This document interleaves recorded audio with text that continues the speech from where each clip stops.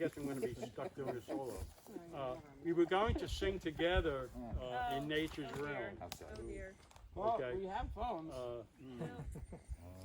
I'll tell you what, let's try this. I'm going to sing a line and you sing the same line. Okay. And we'll get feedback. This is to the tune of Laura Lee, which is originally a tune that was very popular before the Civil War. So it's an old American folk tune. But then it was brought back, and in the 1950s, a young man by the name of Elvis Presley made a recording which became #1, Love Me Tender. And it's the same tune. Okay, so I just gave it different words. There's a place in nature's realm. There's a place in nature's realm Known as Fairview Lake. known as Fairview Lake. Here my heart forever lies. Here my heart forever lies, Never to forsake. never to forsake. Fairview Lake, Fairview Lake. Fairview Lake, Fairview Lake, Beautiful and pure. beautiful and pure. And I pledge to guard her true. And I pledge to guard her true, That she may endure. that she may endure. Moonlight shimmers on her face. Moonlight shimmers on her face. Fairview Lake at night. Fairview Lake at night. Morning sunlight I embrace. Morning sunlight I embrace. Water glinting bright. Water glinting bright. Fairview Lake, Fairview Lake. Fairview Lake, Fairview Lake. All her gifts fulfill. All her gifts fulfill. Forest home she lives in me. Forest home she lives in me. And she always will. And she always will. Now to a small memorial on Bruce Weidenburner. I learned from his estate director that Bruce Weidenburner had died in February of last year. Bruce was a charter member of this foundation. He donated this land to be our Forever Wild Weidenburner Nature Reserve.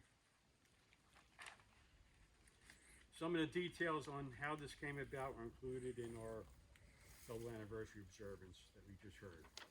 I will tell you about Bruce as a person, and I'll tell you about the motive behind his gift. Bruce often told me of his childhood memories in camping with his mother, father, and sister Jan in this little clearing by the lake's edge. He told me that they got up when they heard the Camp Tawadena bugle call reveille, and were in their tent with lights out at taps. Bruce said his parents taught his sister and himself about other bugle calls, including those for morning flag raising and evening flag lowering. Bruce said they stood at attention toward the camp, across the lake, and when they heard those bugle calls, they saluted. He said the family loved swimming, boating, canoeing, fishing, cooking over a campfire, and I think that's the remains right there. Years ago, I can remember seeing pieces of darkened wood, charcoal wood, okay? Sleeping in tents and observing and learning about birds and other wildlife. Bruce said he remembers the family taking an occasional afternoon hike to Stillwater to enjoy an ice cream at Garris's General Store. He also told me that on some rainy days they would drive to Newton, stop at Fogelson's Bakery, pick up food supplies and at other stores, or to see a matinee at the movie house. Bruce said he enjoyed being a YMCA menacing camper and later went to Blair Academy. Bruce and I went on to have 30 years of wide-ranging phone conversations. It was soon after our first one that Bruce began introducing subjects beyond Fairview Lake and the newly forming Conservation Foundation. You got to remember, this was in '88 when I first contacted them. The foundation wasn't started until 1990, and the transfer of the property didn't happen until the year 2000. And there were reasons for that. I learned that Bruce was an ardent and informed environmentalist who could speak with authority on many issues, including climate change. How many of us had that knowledge 30 years ago? This guy was really ahead of his time. We also discovered that we had many things in common. Bruce enjoyed running his Lionel electric trains as a kid and as an adult. Me too. Bruce was a fan of the old New York Giants baseball team. Me too. We both loved to talk about the plays and how the Giants swept the Cleveland Indians 4 straight in the 1954 World Series. What motivated Bruce to give us this family land? He said he remembered from his childhood that his mother and father said they never wanted a house in their little forest. Decades later, after his father died, those conversations continued between mother and son. So when I first contacted them by phone in 1988, both Emily and Bruce said my plan to organize a local conservation foundation was a perfect fit for what they wanted to do. If Bruce Weidenberner was somehow here today in person, he wouldn't be standing right here with us. He'd be someplace back in the woods, peeking at us. But he'd be interested in what we were saying. He was a shy person. Whenever I thanked him for his gift that made our foundation's dream come true, Bruce always said, I have to correct you. And he said, the foundation made his family's dream and his dream come true. It's a very odd and very nice thought.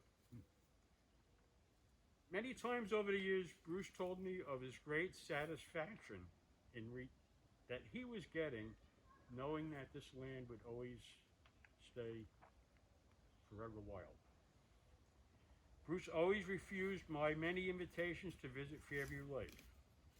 Our Board of Trustees proposed to make Bruce honorary president, but he refused. Our board wanted to throw him and his sister a big dinner at a nice restaurant, but Bruce refused.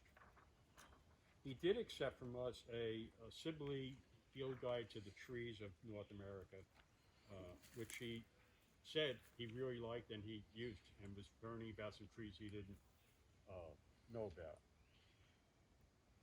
Bruce did reluctantly accept our board's plan for a dinner at a neighborhood restaurant in Linden where he lived. It was to celebrate the closing and the legal transfer of the property in December of that year. We had to promise to keep it low-key, that there'd be no speeches, and that we wouldn't present him with anything, and that he wouldn't have to speak. There was a tremendous snowstorm that day, and that night, Bruce called me up, and he said, I'm relieved. He said, we don't have to do it. And he says, tell them not to reschedule. Bruce was a very private person, and despite over 30 years of phone conversations and letters, we had never once met face to face. Even so, I felt like I lost an old friend, someone that I knew as well as I would know anyone else. So to Bruce, thank you. To close the program, we have a dedication, and we can do this the same way, line by line. This is the exact wording of the original dedication that we said on December 16th, 2001, when we laid this. Actually, the stone wasn't laid here. That little cul-de-sac that we passed on the way down here. We had some older members, Kurt and Peggy, Pap, and some others, and we thought we just can't get them down here. So we did it there, and then we came down with the stone afterwards and set it here. But this is the dedication from that date. I'll read the line, and if we can say it together after that, I think it'll be fine. We dedicate this land in memory This land in memory of Chester and Emily Weidenberner of Chester and Emily Weidenberger for his belief in our conservation foundation for his belief in our conservation foundation and for the goodness and for the goodness generosity of his gift. and generosity of his gift.